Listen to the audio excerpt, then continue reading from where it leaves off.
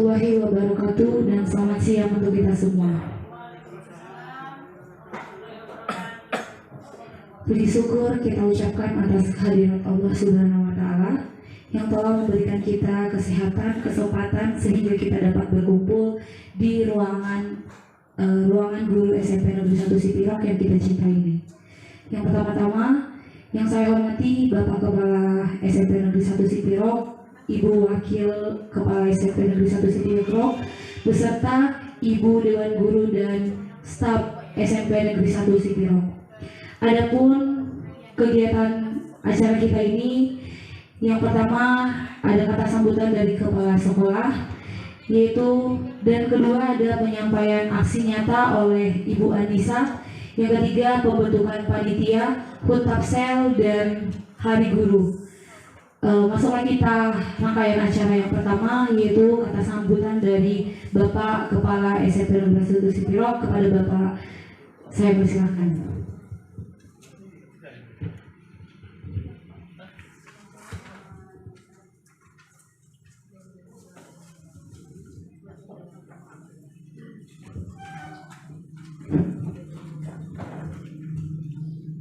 Assalamualaikum warahmatullahi wabarakatuh.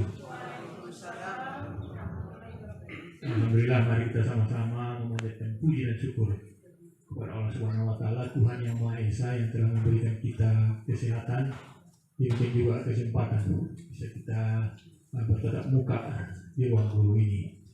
Seterusnya, salawat dan salam mari kita sama-sama saling berikan kepada Nabi kita Nabi Muhammad SAW. Nah, yang kami hormati Bapak Ibu Wakil Kepala Sekolah, demikian juga yang kami hormati Bapak-Bapak dan Ibu-Ibu Dewan Guru SMP Negeri 1 Sipirok yang kita cintai ini. Nah, seperti yang moderator sampaikan tadi, barangkali kita akan melalui beberapa tahapan pembicaraan di rapat kita ini yang mungkin jelasnya mungkin sudah terkirim di grup SMP kita bersama, item-item apa yang mau kita bicarakan, dan barangkali nanti ada hal-hal yang berkembang untuk dan kita pandang perlu untuk kita bahas. Tentu kita siapkan waktu untuk membahasnya ya sampai menjelang waktu yang relatif begitu cepat dan singkat pertemuan kita ini. Maka untuk menghemat keadaan waktu pelaksanaan ini, kepada kita Bapak dan Ibu-ibu sesuai dengan itemnya, di sini ada yang pertama ada kegiatan aksi nyata untuk CGP. Kemudian yang kedua adalah pembentukan panitia pelaksanaan HUT Tapsel dan hal-hal lain yang mungkin kita anggap hal-hal lain yang berkembang yang mungkin kita anggap urgent untuk kita bahas bersama. Bapak dan Ibu-ibu, untuk mengambil keberkahan di rapat kita ini, mari kita berserah diri kepada Allah Subhanahu wa Ta'ala, Tuhan yang Maha Esa. Seraya rapat ini kita buka dengan ketukan rapat, kita buka. Bapak-bapak dan Ibu-ibu, saya pikir untuk menghemat keadaan waktu, karena di sini seperti yang kami baca di sini ada lagi di sini yang disampaikan sebagai kegiatan aksi nyata dari Ibu Nisa dalam ya maksudnya yang terpampang di depan ini mungkin ada beberapa hal barangkali yang perlu disampaikan untuk kita ketahui bersama sebagai Dewan Guru. Oleh karena itu kepada Ibu Nisa barangkali nanti untuk memberikan penjelasan tentang aksi nyata yang dimaksud itu. Kira-kira aksi nyata ya, inilah dia yang perlu kita ketahui bersama sebagai Bapak Ibu Dewan Guru. Jadi Demikian dulu sementara sambutan kami kepada kita semua, Bapak Ibu. Jadi sementara saya sudahi. Demikian bila topik walhidayah. Wassalamualaikum warahmatullahi wabarakatuh. Terima kasih kepada Bapak yang sudah memberikan kata sambutan. Selanjutnya rangkaian acara yaitu penyampaian aksi nyata calon guru penggerak kepada Ibu Anissa. Disilakan.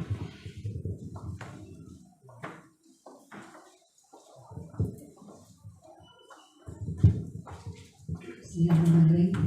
Terima kasih kepada moderator memberikan kesempatan. Pertama-tama yang saya hormati Bapak Kepala SMP Negeri 1 Sipiro, yang saya hormati Bapak Ibu Dewan Guru SMP Negeri 1 Sipiro.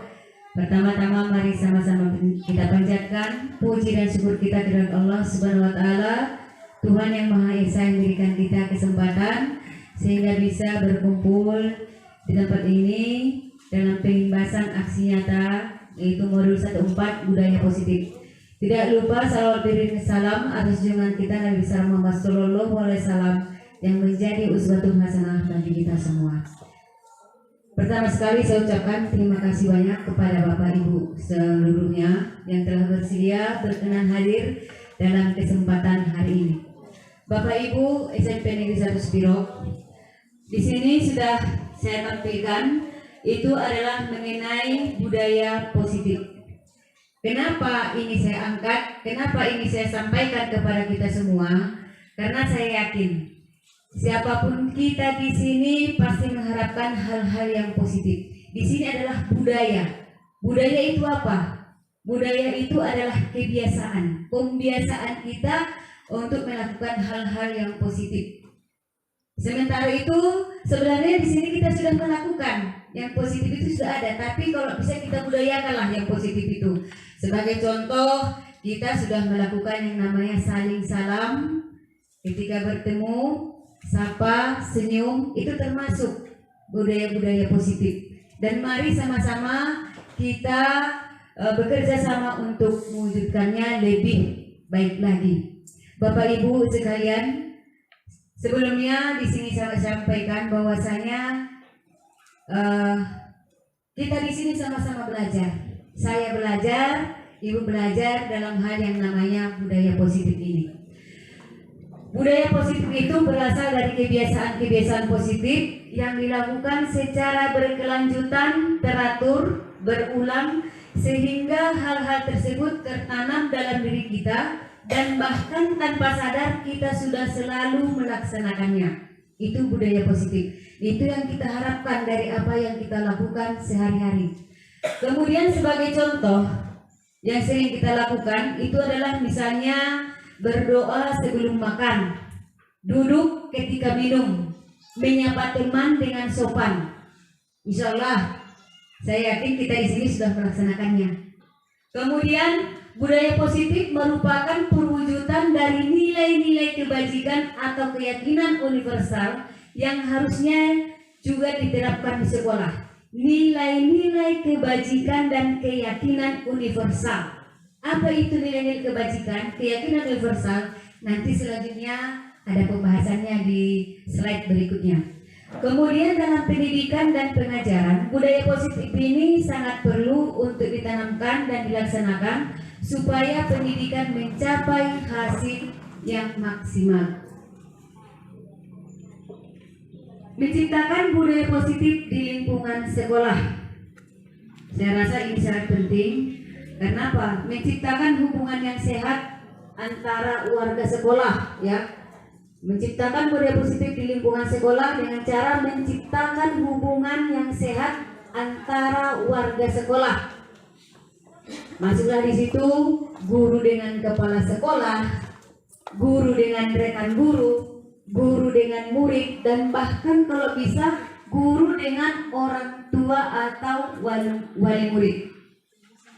Kemudian menciptakan lingkungan sekolah yang sehat, aman, nyaman, menyenangkan, membuat anak didik menjadi bersemangat untuk datang dan belajar ke sekolah kita ini. Inilah dia tujuannya ya Bu, kenapa kita harus menciptakan budaya positif di sekolah. Kemudian untuk budaya positif ini nanti yang akan kita bahas poin-poinnya, yang pertama disiplin positif dan nilai-nilai kebajikan universal, kemudian teori motivasi, hukuman dan penghargaan, restitusi, selanjutnya keyakinan kelas, kebutuhan dasar manusia, restitusi 5 posisi kontrol, dan restitusi segitiga restitusi. Ini nanti yang akan kita tampilkan atau yang saya sampaikan pada slide berikutnya. Tapi sebelum kita masuk ke materi, saya di sini membuat sebuah ilustrasi kepalan tangan. Boleh kita buat kepalan tangan kita, di mana dalam kepalan tangan kita ini boleh kita bayangkan di tangan kita ini adalah sesuatu yang sangat berharga bagi kehidupan kita. Dan orang-orang yang ingin barang tersebut sudah berusaha sekuat tenaga dengan merayu, meminta, memohon, bahkan dilakukan agar barang berharga Anda itu dibuka. Ya. Tapi yang memegang kontrol atas kepalan tangan kita ini, apakah kita membuka atau menutup kepalan tangan kita, adalah diri kita sendiri, bukan orang lain. Hanya diri kita sendirilah, mau saya buka atau saya tutup. Kita sendiri yang memegang kontrol atas kepalan tangan kita, apakah kita membuka atau menutup kepalan tangan kita itu, tergantung pada diri kita masing-masing. Jadi dengan kata lain apa? Tidak ada orang yang bisa mempengaruhi dan memaksakan kehendaknya. Kontrol atau kendali itu ada dalam diri kita. Apakah kita mau tetap seperti yang biasanya, mau berubah ke arah yang lebih baik, mau berubah ke arah yang lebih buruk, tergantung kita. Tapi saya yakin kita semua di sini mengharapkan hal yang paling lebih baik. Oke. Kemudian di sini saya juga menampilkan ada sebuah teori, yaitu teori kontrol dari Dr. Graham Dresser yang merupakan psikiater dan pendidik, terkait miskonsepsi terhadap makna kontrol. Miskonsepsi terhadap makna kontrol. Ilusi guru mengontrol murid. Pada dasarnya kita tidak memaksa murid untuk berbuat sesuatu jikalau murid tersebut memilih untuk tidak melakukannya. Kemudian walaupun tampaknya guru sedang mengontrol perilaku murid, hal demikian terjadi karena murid sedang mengizinkan dirinya dikontrol. Siswa mau mendengarkan kita, murid mau mendengarkan kita, mendengarkan arahan kita karena dia mau membuka diri, mau dia dikontrol oleh orang lain. Kemudian jika kita ingin membuat perubahan, maka ubahlah terlebih dahulu pola pikir kita. Ubahlah terlebih dahulu pola pikir kita, kemudian terapkan dalam sikap dan perilaku kita. Dan terakhir, secara konsisten dilakukan dalam kehidupan sehari-hari. Jadi ini dia pola pikir ya, perbedaan pola pikir paradigma antara stimulus respon dengan teori kontrol. Ya, miskonsepsi tadi. Di stimulus respon di situ ditampilkan realitas kebutuhan kita sama, respon.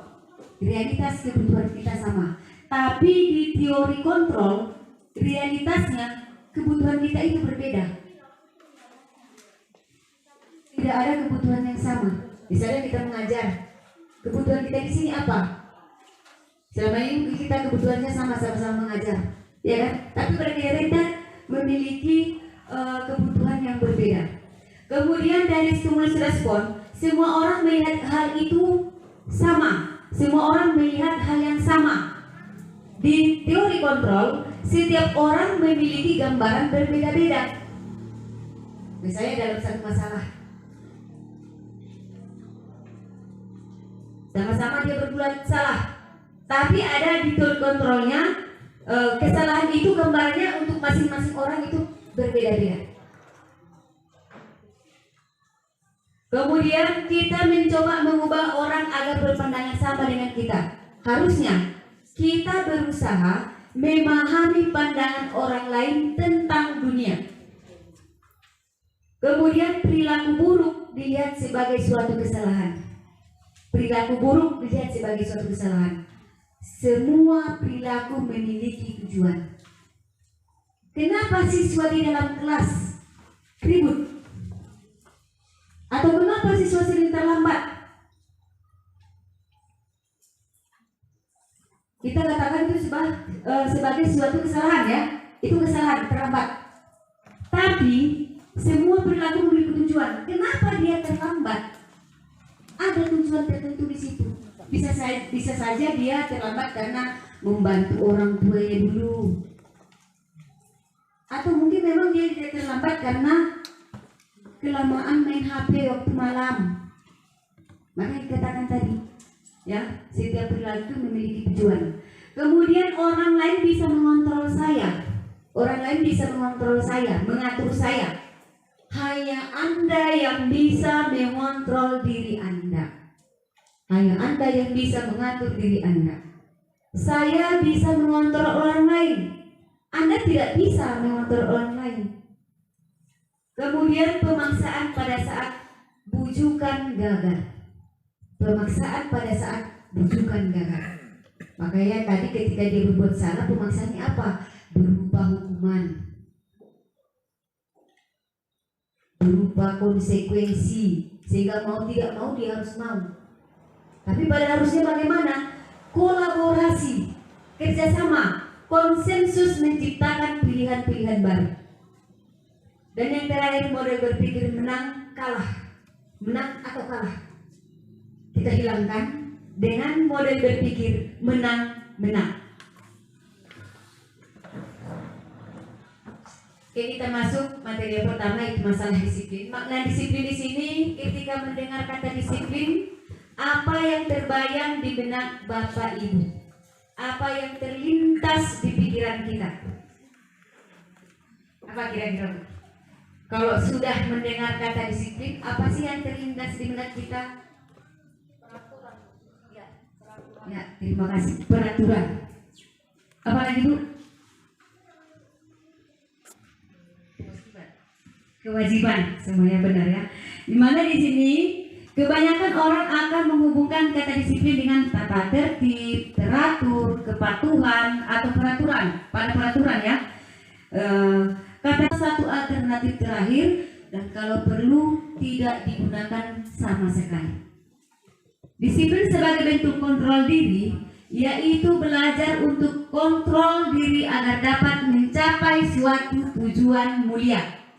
Tujuan mulia di sini mengacu pada nilai-nilai atau prinsip-prinsip mulia yang dianut seseorang. Kita namakan nilai-nilai tersebut sebagai nilai-nilai kebajikan yang universal. Jadi seseorang yang memiliki disiplin diri berarti mereka bisa bertanggung jawab terhadap apa yang dilakukan karena mereka mendasarkan tindakan mereka pada nilai-nilai kebajikan universal. Jadi dalam rangka menciptakan lingkungan positif, salah satu strategi yang perlu kita tinjau kembali adalah penerapan disiplin di sekolah kita ini. Apakah penerapan disiplinnya sudah efektif, berjalan, atau masihkah perlu kita tinjau lagi? Jadi disiplinnya ya. Jadi kalau menurut saya disiplin kita di sini sebenarnya sudah bagus. Cuma tergantung kembali ke yang saya sampaikan di awal tadi, tergantunglah kepada kita sendiri untuk melaksanakannya. Tadi saya singgung mengenai nilai kebajikan. Apa sih nilai-nilai kebajikan itu? Jadi nilai-nilai kebajikan berarti nilai-nilai yang disepakati bersama, terlepas dari suku, bangsa, agama, bahasa maupun latar belakangnya. Di sini disampaikan oleh Dr. William Glasser pada teori kontrol, menyatakan bahwa setiap perbuatan memiliki suatu tujuan yang dikaitkan dengan nilai-nilai kebajikan yang diyakini seseorang, maka motivasi intrinsiknya akan terbangun. Motivasi intrinsik. yang berasal dari diri sendiri, yang berasal dari dalam diri sendiri. Kemudian motivasi dari dalam diri itulah terbentuknya untuk dapat mencapai tujuan mulia yang diinginkan. Nah, yang termasuk nilai-nilai kebajikan itu tidak lepas dari profil pelajar Pancasila. Ada 6 poin ya Bapak Ibu, profil pelajar Pancasila, mulai dari beriman, bertakwa kepada Tuhan Yang Maha Esa dan berakhlak mulia, kemudian mandiri, bernalar kritis, berkebinekaan global, bergotong royong, dan kreatif. Jadi nilai-nilai kebajikan di sini juga contohnya ada saya tampilkan di sini, termasuklah di situ toleransi, rasa hormat, integritas, menghargai, antusias, empati, keingintahuan, kerjasama, percaya diri, dan komitmen. Jadi mari kita masuk ke materi selanjutnya, yaitu teori motivasi, hukuman, konsekuensi, dan restitusi. Motivasi perilaku manusia. Kenapa seseorang itu melakukan sesuatu? Itu motivasi ya, apa yang mendorong. Jadi untuk motivasi perilaku manusia itu sebenarnya yang pertama untuk menghindari ketidaknyamanan atau hukuman. Motivasi ini bersifat eksternal. Kenapa dia berperilaku? Motivasi perilaku manusia. Apakah yang pertama untuk menghindari ketidaknyamanan atau hukuman? Dan ini bersifat eksternal, berasal dari luar. Itu berarti dia motivasinya berasal dari luar, karena takut mendapat hukuman atau teguran. Kemudian untuk mendapatkan imbalan atau penghargaan dari orang lain.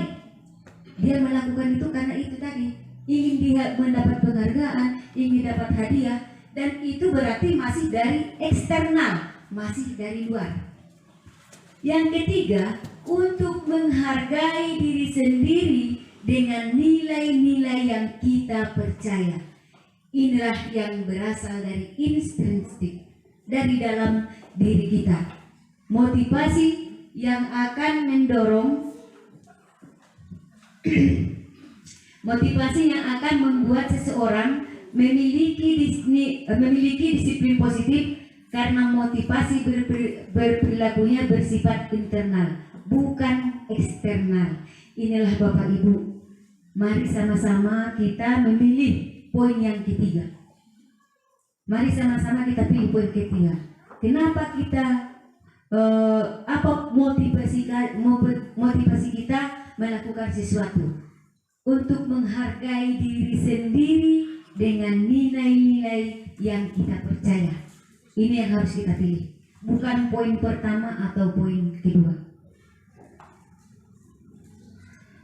Sebagai ilustrasi dari motivasi perilaku seseorang, di sini sebagai seorang guru, saat kita hadir mengajar di kelas, tepat waktu, motivasi apakah yang mendasari tindakan kita? Apakah kita datang tepat waktu karena tidak ingin ditegur oleh atasan, dalam hal ini kepala sekolah, dan kemudian mendapat surat peringatan? Berarti dia di sini menghindari ketidaknyamanan atau hukuman. Atau apakah kita datang tepat waktu karena ingin mendapatkan pujian dari atasan, ingin mendapatkan penghargaan atau pujian dari orang lain? Dan yang terakhir, atau apakah kita datang tepat waktu karena kita percaya nilai-nilai kebajikan, kita ingin menjadi orang yang menghargai waktu, menghargai diri kita sendiri. Mari sama-sama kita tanya diri kita sendiri. Seperti saya bilang tadi, mudah-mudahan kita ada di poin yang ketiga. Ya, Bapak Ibu. Selanjutnya, perbedaan antara hukuman dan konsekuensi atau sanksi. Mari sama-sama kita perhatikan. Lari mengelilingi lapangan bola basket 2 kali karena terlambat hadir di sekolah. Ini Bapak Ibu termasuk hukuman atau konsekuensi? Termasuk apa Ibu? Termasuk hukuman.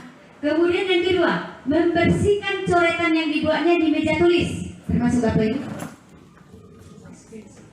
Termasuk konsekuensi. Oke. Kemudian murid diminta untuk push up 15 kali karena tidak menggunakan masker ke sekolah. Termasuk hukuman. Oke. Menggantikan kertas tugas teman yang telah dicoret-coret. Konsekuensi. Berjemur di lapangan basket pukul 12 siang karena mengobrol dengan teman. Hukuman. Murid diminta bertelanjang kaki sepanjang hari karena tidak menggunakan sepatu warna hitam sesuai peraturan sekolah. Sanksi atau konsekuensi. Lanjut, mari kita lihat termasuk apakah dia benar penilaian Bapak Ibu tadi bahwa poin pertama lari itu termasuk hukuman, yang kedua konsekuensi, yang ketiga hukuman, yang keempat konsekuensi, yang keempat hukuman, dan yang kelima hukuman. Jadi pasti ya penilaian Bapak Ibu. Selanjutnya perbedaan antara hukuman dan konsekuensi itu, hukuman yang diberikan itu bisa berupa fisik maupun psikis. Di sini murid anak disakiti, ya hukuman itu bisa berupa fisik atau psikis dan anak disakiti. Sementara sanksi atau konsekuensi itu bersifat didikan atas kesalahan yang dilakukan. Beda antara hukuman dan konsekuensi. Masuk kita restitusi. Tadi sudah selesai hukuman dan konsekuensi yang selama ini mungkin masih sering sampai akhir ini. Kalau ibu bapak tanya saya apakah saya termasuk masih sering melaksanakan hukuman atau konsekuensi, masih. Jadi yang mana yang harus kita pakai? Masuk dulu kita ke restitusi. Ya, restitusi itu tindakan terhadap suatu pelanggaran pada umumnya berbentuk hukuman atau konsekuensi, namun ada program disiplin positif lain di samping berbentuk hukuman atau konsekuensi, yaitu restitusi.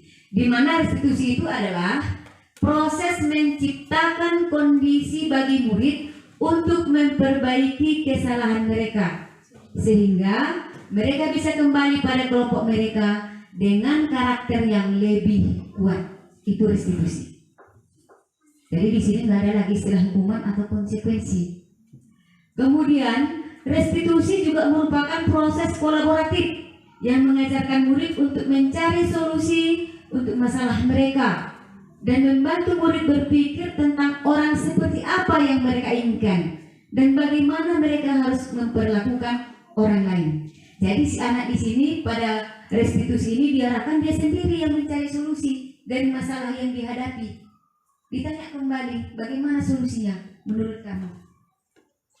Ya, hingga di sini dia bisa menghargai orang lain dan bisa berpikir tentang orang seperti apa yang dia inginkan. Selanjutnya ciri-ciri restitusi ada 9 poin. Yang pertama, restitusi itu bukan untuk menebus kesalahan, tapi untuk belajar dari kesalahan. Bukan untuk menebus. Kalau hukuman konsekuensi sudah jelas menebus.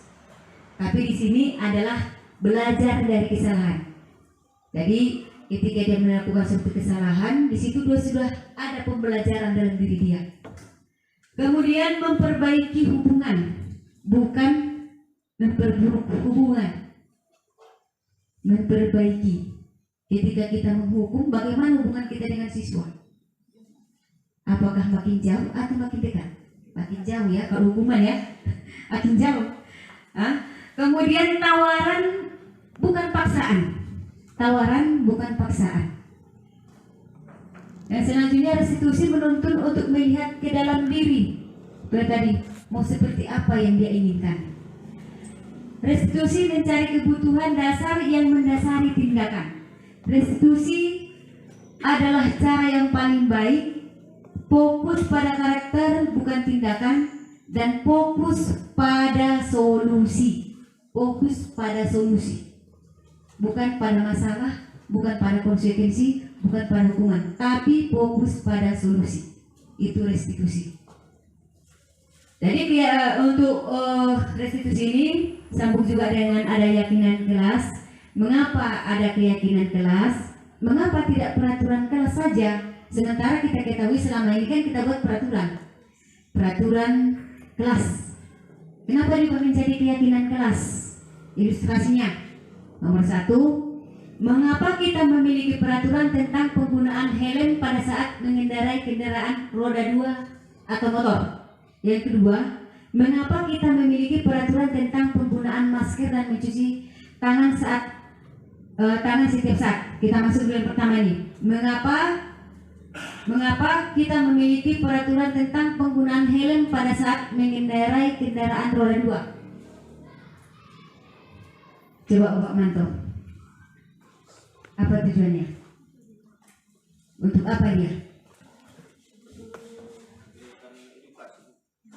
Yang paling kita inginkan itu apa? Keselamatan kan? Keselamatan. Ya, itu keselamatan. Pakai helm, keselamatan. Kemudian ilustrasi yang kedua, mengapa kita memiliki peraturan tentang penggunaan masker dan mencuci tangan setiap saat? Tujuannya apa? Bersih. Akhirnya apa? Sehat. Berarti kita tuju adalah kesehatan. Lanjut Bu. Tadi mengapa ada keyakinan kelas? Mengapa tidak peraturan kelas saja tadi ilustrasinya? Kemungkinan jawaban yang pertama adalah untuk keselamatan. Dan jawaban yang kedua adalah untuk kesehatan. Jadi nilai-nilai keselamatan atau kesehatan inilah yang kita sebut keyakinan. Kita pakai helm. Kenapa kita pakai helm? Karena kita yakin dengan kita pakai helm kita selamat. Itulah keyakinan itu. Keselamatan. Itulah keyakinan itu. Kemudian nilai-nilai kebajikan menekankan pada keyakinan seseorang dan akan lebih termotivasi dari dalam diri. Seseorang akan lebih tergerak dan bersemangat untuk menjalankan keyakinannya daripada hanya sekedar mengikuti serangkaian peraturan tertulis tanpa makna. Nah, jadi keyakinan itu lebih dalam lagi ya Bapak Ibu. Jadi kalau sudah ada keyakinan, motivasi itu pun lebih kuat lagi untuk melaksanakan keyakinan yang kita buat. Selanjutnya, murid pun demikian. Mereka perlu mendengarkan, memahami arti sesungguhnya tentang peraturan-peraturan yang diberikan. Apa nilai-nilai kebajikan di balik peraturan tersebut? Apa tujuan utamanya? Tidak boleh ribut dalam kelas. Keyakinannya apa? Kalau tidak ribut, aman, nyaman. Aman, nyaman itulah keyakinannya. Kemudian menjadi tidak tertarik atau takut sehingga hanya sekedar mengikuti serangkaian peraturan-peraturan yang mengatur mereka tanpa memahami tujuan mulianya. Jadi, apa itu keyakinan kelas? Keyakinan kelas adalah sesuatu yang sudah disepakati bersama warga kelas untuk diyakini, dilaksanakan dari motivasi dorongan dalam diri, mengenai sesuatu hal yang diyakini untuk dilakukan secara bersama-sama, ditetapkan secara bersama-sama pula. Jadi itulah dia Bapak Ibu keyakinan kelas. Nanti saya harap mari sama-sama kita buat keyakinan kelas kita, di mana nanti keyakinan kelas itu prosedurnya ada di sini, pembentukan keyakinan kelas. Yang pertama prosedurnya, biar kita sama-sama bisa buat, mempersilakan murid-murid di kelas untuk bercurah pendapat tentang peraturan yang perlu disepakati di kelas. Jadi dari murid dulu kita minta apa yang mereka mau di kelas itu. Tapi buat dalam bentuk kalimat positif, bukan kalimat negatif. Contohnya, tidak boleh berkelahi. Kalimat positifnya apa kita buat? Saling menghormati. Kalau sudah saling menghormati, yang namanya berkelahi kan terhindar. Saling menghargai, bisa. Kemudian yang kedua, mencatat semua masukan-masukan para murid kelompok boleh dalam kelas. Kalau kita nanti buat pelaksanaannya, kita buat dalam bentuk kelompok, misalnya 4 atau 5 kelompok. Masing-masing kelompok menuliskan di selembar kertas apa yang dia mau keyakinannya di kelas itu, kemudian ditempel. Jadi masing-masing kelompok nanti bisa memperhatikan apa yang mereka inginkan. Dari misalnya kalau 5 kita minta ada 5 kelompok, berarti kan 5 terlalu banyak. Kita bisa bersebut lagi dengan memilih mana yang lebih sering disampaikan oleh siswa dari masing-masing kelompok. Kemudian yang ketiga, menyusun keyakinan kelas sesuai prosedur pembentukan keyakinan kelas dan gunakan kalimat-kalimat dalam bentuk positif seperti yang saya sampaikan di awal tadi. Sebagai contoh negatif, jangan ribut di kelas. Dari kalimat positifnya, menjaga ketenangan atau kenyamanan di kelas. Itu positifnya. Negatif, jangan.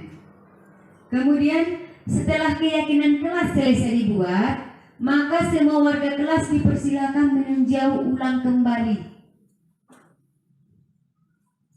Jadi dilihat lagi mana yang lebih utama. Kemudian keyakinan kelas selanjutnya bisa diletakkan di dinding kelas di tempat yang mudah dilihat semua warga kelas. Bapak Ibu, untuk keyakinan kelas ini saya sudah coba buat di kelas 71 sama kelas 72. Dan memang dari yang saya alami bahwa saya dengan mereka dibuat keyakinan yang berasal dari mereka sendiri, ketika mereka melanggar itu kita kembalikan dengan keyakinan yang mereka buat, sehingga dia mau tidak mau dengan membaca dia setiap hari keyakinan kelas yang dia buat, setidaknya itu bisa menjadi arahan bagi anak-anak kita untuk menjalankan budaya positif. Sebagai contoh di sini ada beberapa saya buat kalimat-kalimat mengenai keyakinan kelas, seperti selalu menjaga kebersihan kelas dan halaman sekolah. Berarti kalau kalimat negatifnya, tidak buang sampah sembarangan. Itu kalimat negatifnya kan? Kalimat positifnya, suka menjaga kebersihan kelas dan halaman sekolah. Saling menghargai dan menghormati. Selalu bekerja sama, saling membantu dan bergotong royong. Itu mengenai restitusi sementara waktu, Bapak Ibu. Kita lanjut kebutuhan dasar manusia. Manusia itu memiliki 5 kebutuhan dasar. Ada belonging, fun, power, freedom. Di mana kebutuhan yang bertahan hidup yang pertama itu yaitu kebutuhan yang bersifat fisiologis untuk bertahan hidup. Misalnya di situ kesehatan, rumah, makanan. Jadi kebutuhan biologis sebagai bagian dari proses reproduksi, termasuk kebutuhan untuk tetap bertahan hidup. Komponen psikologis pada kebutuhan ini meliputi kebutuhan akan perasaan aman. Itu kebutuhan bertahan hidup. Kemudian selanjutnya kasih sayang dan rasa diterima atau kebutuhan untuk diterima. Ini meliputi kebutuhan akan hubungan dan koneksi sosial, kebutuhan untuk memberi dan menerima kasih sayang, dan kebutuhan untuk merasa menjadi bagian dari satu kelompok. Kebutuhan ini juga meliputi keinginan untuk tetap terhubung dengan orang lain, misalnya teman, keluarga, pasangan hidup, teman kerja, binatang peliharaan, kelompok di mana kita tergabung. Selanjutnya penguasaan atau kebutuhan pengakuan atau kemampuan, di mana kebutuhan ini berhubungan dengan kekuatan untuk mencapai sesuatu, menjadi komponen, menjadi terampil, diakui atas prestasi dan keterampilan kita, didengarkan dan memiliki rasa harga diri. Kebutuhan ini meliputi keinginan untuk dianggap berharga, bisa membuat perbedaan, bisa membuat pencapaian, kompeten, diakui dan dihormati. Yang ketiga itu adalah kebutuhan akan kebebasan. Itu kebutuhan akan pilihan, di mana kebutuhan akan kebebasan ini merupakan kebutuhan akan kemandirian, otonomi, memiliki pilihan dan mampu mengendalikan arah hidup seseorang. Anak-anak dengan kebutuhan kebebasan yang tinggi menginginkan pilihan mereka perlu banyak bergerak, suka mencoba-coba, tidak terlalu terpengaruh orang lain dan senang mencoba hal baru dan menarik. Dan yang selanjutnya kebutuhan kesenangan untuk merasa senang. Itu adalah kebutuhan untuk mencari kesenangan, bermain, tertawa. Bayangkan hidup tanpa kenikmatan apapun, betapa menyedihkan ya Bapak Ibu. Jadi Glasser menghubungkan kebutuhan akan kesenangan dengan belajar. Semua hewan dengan tingkat intelijensi tinggi, misalnya ada anjing, lumba-lumba, primata dan sebagainya, ini bermain. Saat mereka bermain, mereka mempelajari keterampilan. Hidup yang penting manusia tidak berbeda. Manusia juga tidak berbeda, kita juga sama. Belajar. Ya. Lalu kenapa 5 kebutuhan dasar ini penting untuk kita ketahui sebagai guru? Kenapa kelima ini harus kita ketahui sebagai guru? Karena dalam menyelesaikan suatu masalah atau kesalahan ada 5 posisi kontrol yang ditetapkan oleh guru. Kembali ke 5 kebutuhan tadi. Ada kebutuhan akan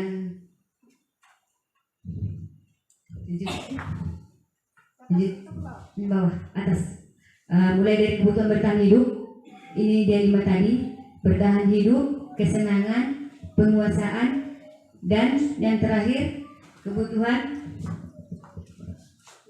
freedom tadi, yaitu kebutuhan untuk mendapatkan pengakuan tadi ya, kesenangan. Jadi ini kenapa kita harus mengetahui ini? Sama halnya dengan siswa. Kenapa bisa siswa berperilaku seperti itu? Karena siswa juga punya kebutuhan. Kita semua punya kebutuhan. Gurunya, siswanya punya kebutuhan. Jadi dalam memandang seseorang itu berdasarkan 5 kebutuhan tadi. Lanjut Bu. Ada 5 posisi kontrol dalam restitusi dalam menyelesaikan suatu masalah, yaitu yang pertama yang diterapkan oleh guru.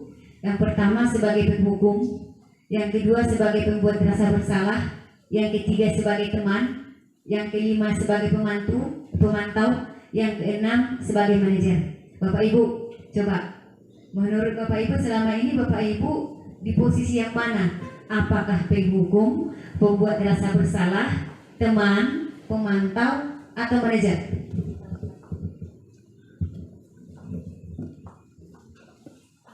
Kadang-kadang bisa menjadi penghukum, pembuat rasa bersalah juga iya, teman juga iya, pemantau juga iya. Dan manajer juga, mungkin semua guru punya 5 aspek itu. Terima kasih Bu Bidasari Matosa. Mungkin kelimanya, tapi yang dominan yang mana kira-kira? Coba Ibu Erniwati Siregar. Terima kasih Bu. Biasanya dominannya itu bisa sebagai teman, apalagi saya seni budaya itu harus teman. Dan saya pribadi ya. Terima kasih. Untuk Ibu Emri Tongah, kira-kira sebagai apa Bu? Teman juga. Jawabannya sangat baik Bapak Ibu. Kebanyakan adalah sebagai teman. Berarti kita sudah bisa berbaur, berkomunikasi dengan baik dengan anak didik kita. Alhamdulillah. Mari sama-sama kita lihat bagaimana posisi kita sebagai penghukum. Sebagai penghukum, biasanya menggunakan hukuman fisik maupun verbal. Guru seperti ini senantiasa percaya hanya ada satu cara agar pembelajaran bisa berhasil, yaitu cara dia dengan hukum. Penghukum, misalnya dengan nada suara tinggi, bahasa tubuh, mata melotot, dan jari menunjuk-nunjuk menghardik, itu termasuk penghukum. Jadi hasilnya, kalau kita sebagai penghukum, hasilnya kemungkinan murid marah dan mendendam atau bersifat agresif. Itu kalau kita berada pada posisi penghukum. Kemudian yang kedua, ketika kita berada pada pembuat merasa bersalah, pada posisi ini biasanya guru akan bersuara lebih lembut. Pembuat rasa bersalah akan menggunakan keheningan yang membuat orang lain merasa tidak nyaman, bersalah, atau malah rendah diri. Ya, kata-kata yang keluar dengan lembut, misalnya Ibu sangat kecewa dengan ibu sangat kecewa sekali dengan kamu, lembut. Tapi si anak udah merasa bersalah. Kemudian berapa kali bapak harus memberitahu kamu ya? Gimana coba kalau orang tuamu tahu kamu berbuat begini? Itu sudah rasa bersalah dalam diri. Ya, akibatnya apa?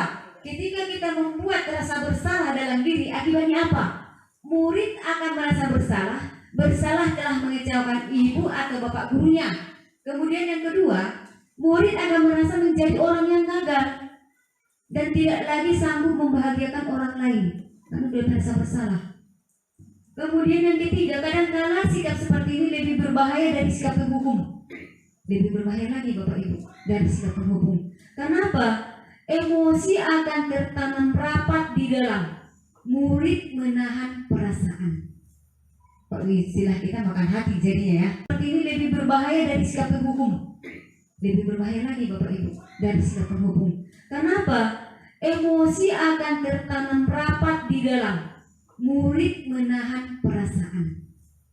Kalau istilah kita makan hati jadinya ya. Itu yang dirasakan siswa kita ketika kita menjadi sebagai pembuat rasa bersalah. Kemudian yang ketiga sebagai teman. Tadi kawan-kawan semua Bapak Ibu di sini kebanyakan sebagai teman. Posisi kontrol sebagai teman, guru cenderung bernada suara ramah, akrab dan bercanda. Bahasa tubuh merapat pada murid, mata dan senyum jenaka. Itu ya. Itu kalau kita berasal pada posisi teman. Misalnya, Adi, ayolah, bagaimana sih kamu? Kemarin kamu sudah janji ke bapak, kenapa terlambat lagi? Sambil tertawa. Ya sudah, tidak apa-apa, duduk dulu sana. Nanti Pak Guru bantu sambil senyum. Jadi bagaimana sih kalau kita sebagai posisi teman? Sebagai posisi teman, murid mungkin akan tersugesti. Mau turut akan tergantung pada guru tersebut. Jadi kalau sebagai teman ada dua hasil ya. Ada dua hasil, yaitu ada yang positif, ada yang negatif kalau kita sebagai teman. Yang positifnya apa? Hubungan yang baik terjalin antara guru dan murid. Guru di posisi teman menggunakan hubungan baik dan humor untuk mempengaruhi seseorang. Itu posisi positifnya. Sementara negatifnya, bila suatu saat guru tersebut tidak membantu, maka murid akan kecewa. Murid hanya akan bertindak untuk guru tertentu dan tidak untuk guru lainnya. Murid akan tergantung pada guru tersebut. Itu negatifnya. Karena apa? Karena dulu sebagai teman dulu percaya. Berarti siapapun guru yang lain dia tidak percaya lagi. Hanya sama itu dia tergantung. Itu kalau kita sebagai teman. Kemudian yang selanjutnya sebagai pemantau. Memantau berarti mengawasi. Jadi pada saat kita mengawasi, kita bertanggung jawab atas perilaku orang-orang yang kita awasi. Posisi pemantau berdasarkan pada peraturan-peraturan dan konsekuensi. Posisi pemantau sendiri berawal dari teori stimulus respon yang menunjukkan tanggung jawab guru dalam mengontrol murid. Yaitu kita sebagai pemantau. Di mana sebagai pemantau ini, coba kita lihat di situ ada sebuah percakapan antara guru dengan Adi. Guru, Adi, tahukah kamu jam berapa kita memulai pelajaran? Si Adi menjawab, tahu Pak. Guru, kamu terlambat 15 menit. Apakah kamu sudah mengerti konsekuensi yang harus dilakukan bila terlambat? Adi, paham Pak. Saya harus tinggal kelas pada jam istirahat nanti dan mengerjakan tugas ketinggalan saya. Guru, iya benar. Nanti pada saat jam istirahat, kamu harus tinggal di kelas untuk menyelesaikan tugas yang tertinggal tadi. Saya tunggu. Bagaimana perasaan murid ketika diperlakukan seperti ini?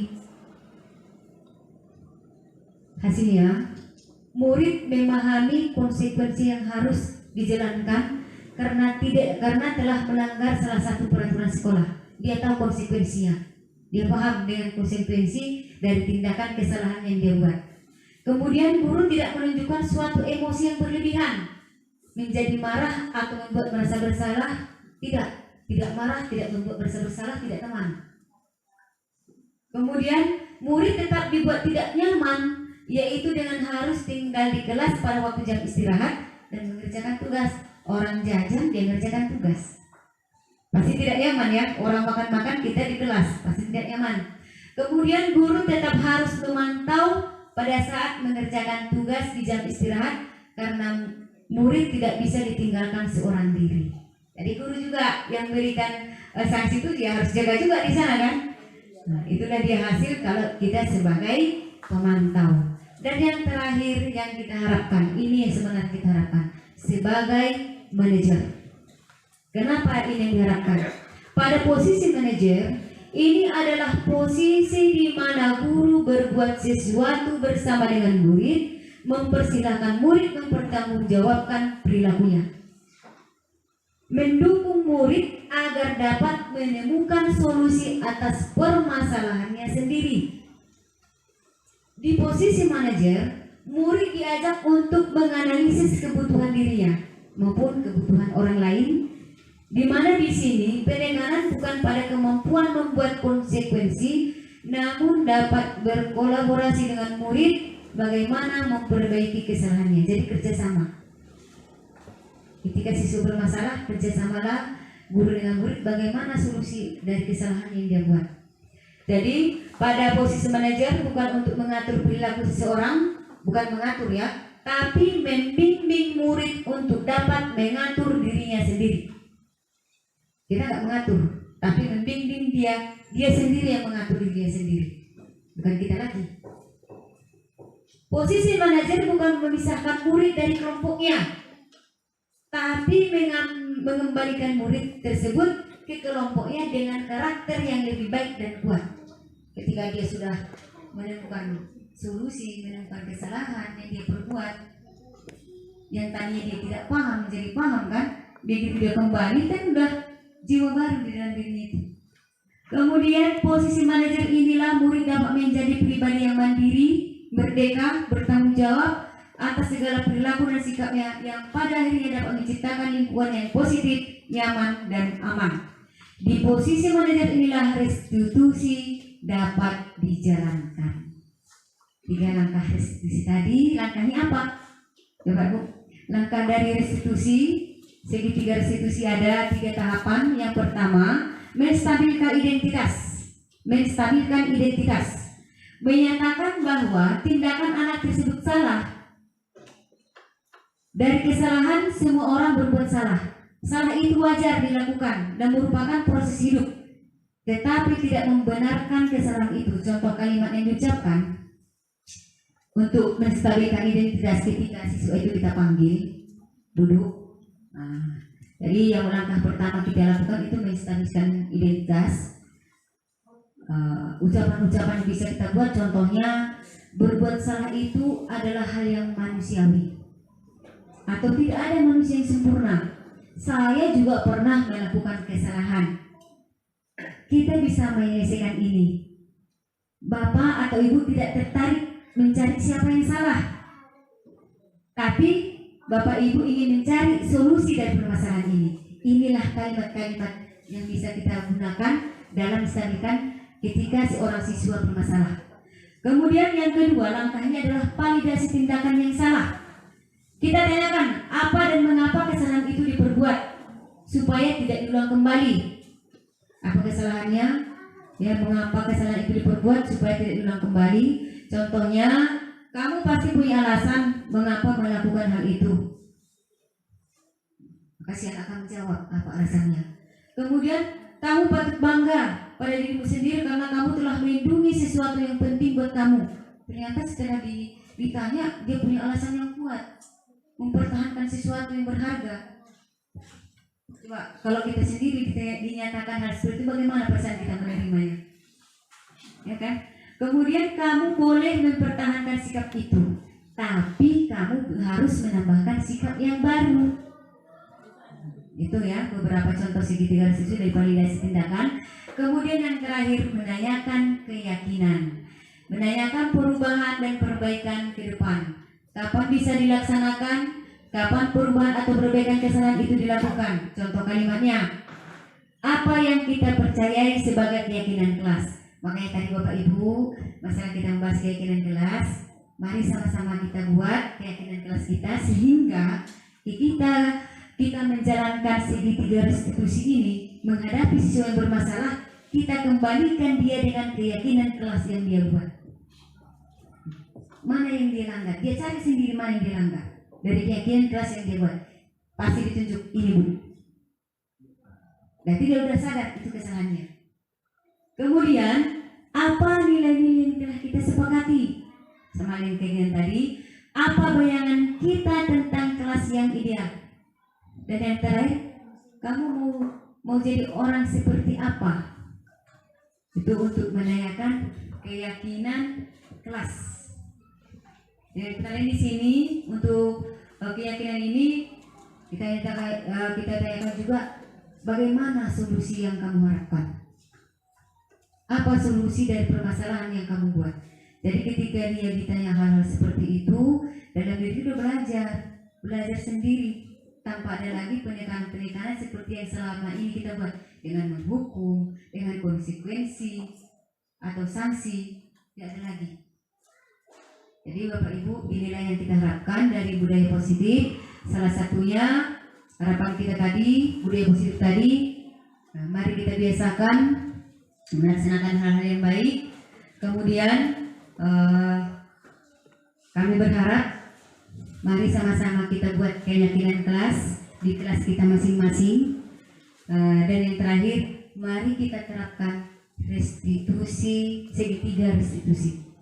Mulai dari menstabilkan, validasi, dan tindakan. Demikian Bapak Ibu yang bisa saya sampaikan. Kurang lebihnya saya mohon maaf. Billahi taufiq wal hidayah. Assalamualaikum warahmatullahi wabarakatuh.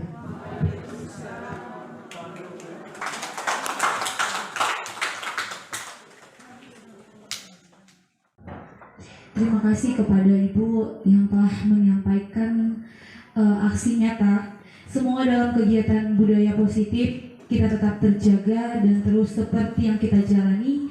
Seperti saat ini, sebagaimana biasanya, kalau pagi kita ada senyum, sapa, salam, mungkin akan terus seperti itu.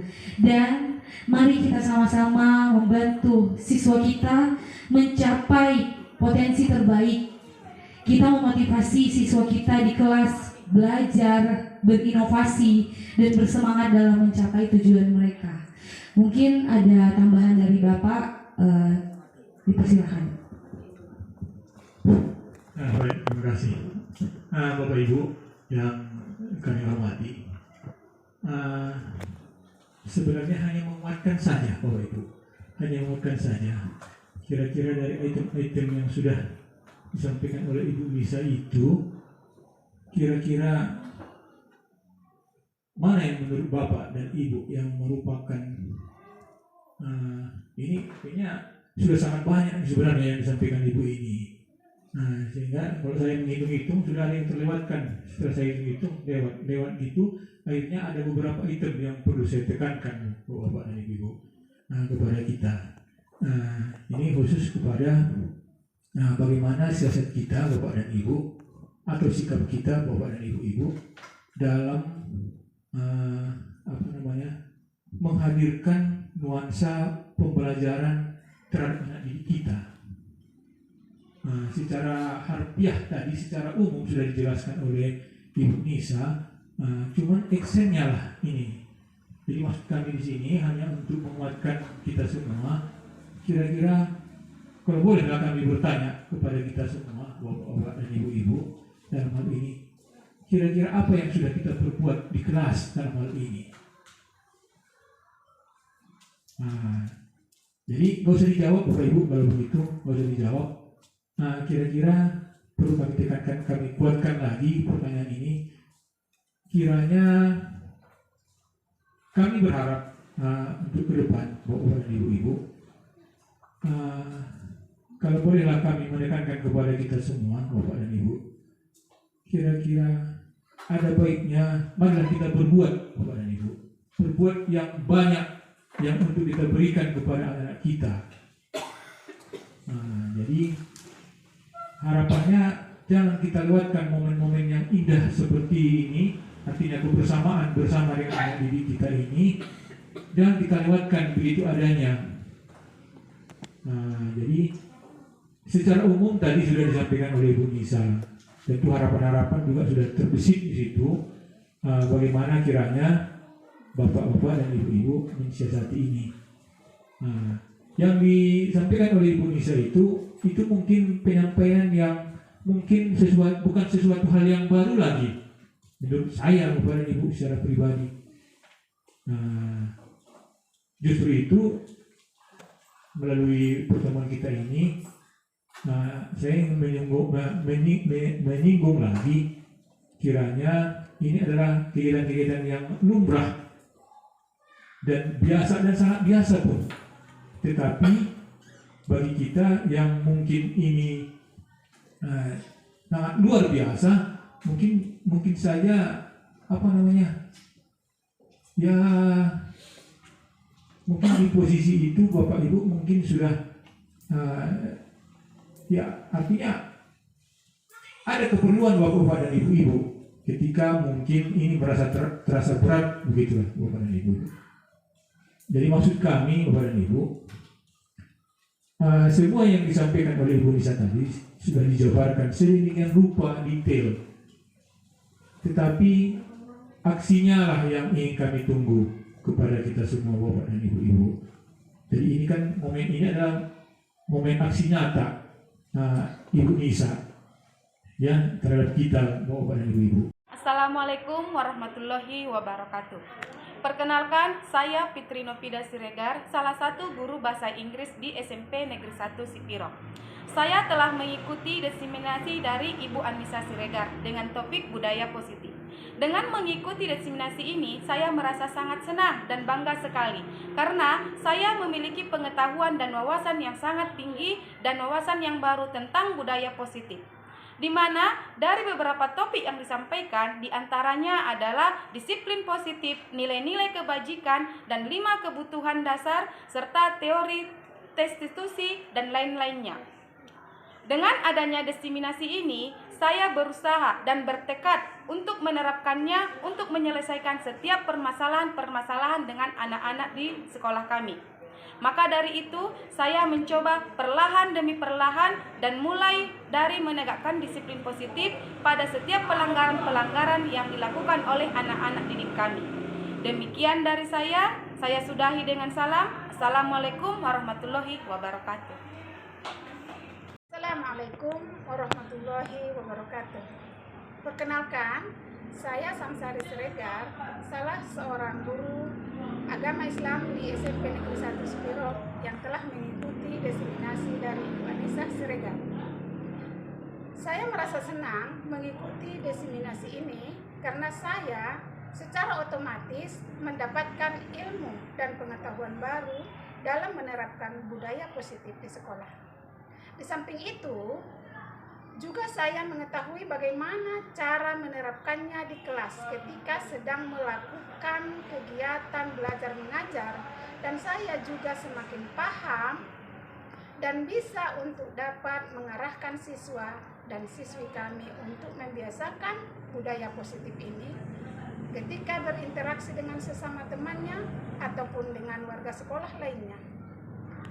Di samping itu, saya juga berusaha untuk memposisikan diri sebagai guru manajer dengan segitiga restitusi dalam menyelesaikan permasalahan-permasalahan yang dialami oleh siswa. Dan demikian testimoni dari saya. Assalamualaikum warahmatullahi wabarakatuh.